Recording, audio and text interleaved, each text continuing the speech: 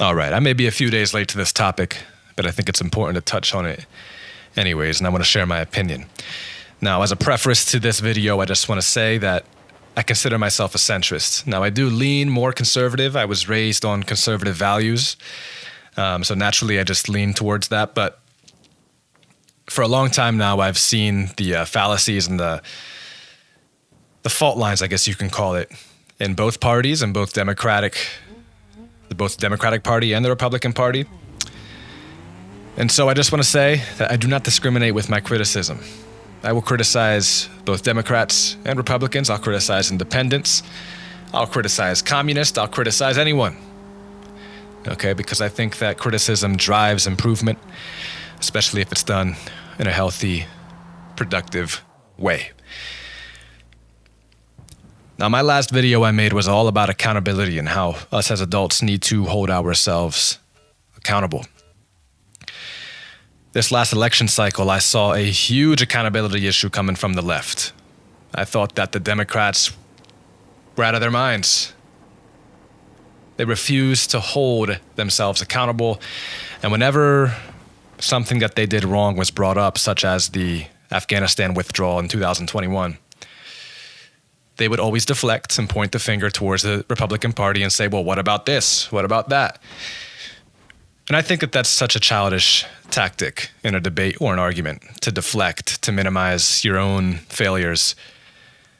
Two things can be right at the same time, okay?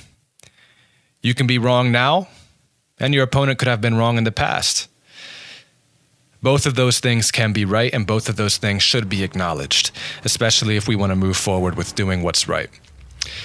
Now, recently, if you've been paying attention to the news, we see that the Trump administration launched attacks on the Houthis in Yemen, a group of terrorists that were compromising navigational safety in that area. Now, I'm a Navy veteran. I have no problem with these attacks. I value the safety of our sailors and our service members, and so I think it's very important that we take care of this threat. With that being said, Pete Hegseth, who's the Secretary of Defense, and other top Trump administration officials were discussing the details of this attack in a Signal group chat. Now, Signal is a encrypted texting app that I've used myself for work. You can download it on an iPhone. You can download it on the Google Play Store.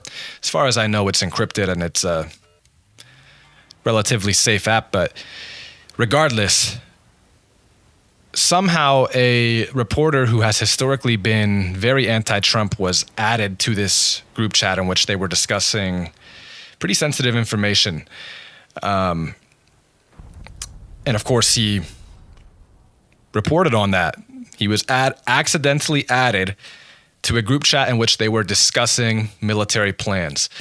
Regardless of what you identify as, Democrat or Republican, that's a massive mistake. Okay, I'm a veteran. If I would have made a mistake, relatively on a similar level, I would have lost my career. I would have been NJP'd. I would have been... bad things would have happened to me. It would have not been pleasant. But what we see now coming out of the Republican side is a lack of accountability. They're adopting the same tactics that the left adopted in this last election cycle. They're deflecting, they're minimizing. I know Mike Waltz came out and said he takes full responsibility for this, but if we look at conservative influencers, YouTubers, podcasters, if we even look at other conservative politicians, we see that they are doing a whole lot of minimizing, a whole lot of calling it a hoax, a whole lot of deflecting and trying to turn it into something else.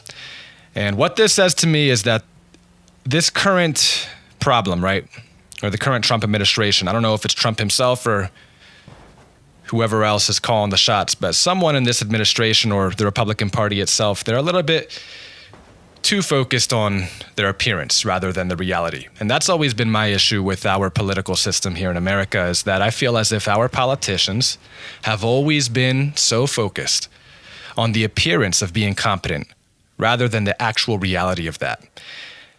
And that's a huge problem.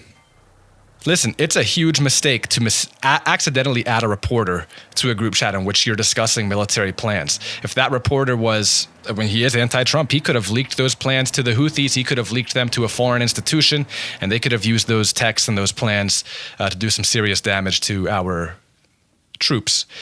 So I just think that's unacceptable. Both sides have an issue with this right now. I didn't expect, I was actually quite optimistic about the Trump administration going into this new presidency, and I still am quite optimistic, but this is not good. This is not a good look for me. I do not like this. I do not like the lack of accountability. Our youth sees this and they think that they can get away with this sort of stuff, that they can make mistakes, they can use deflection and diminishing tactics and arguments when people are trying to hold them accountable. I don't see the productivity in this, and I don't see how this is helping the Trump administration at all, this refusal to take full accountability. So I just wanted to touch on that real quick and share my thoughts. Thank you so much for watching and listening, and I'll see you guys in the next one.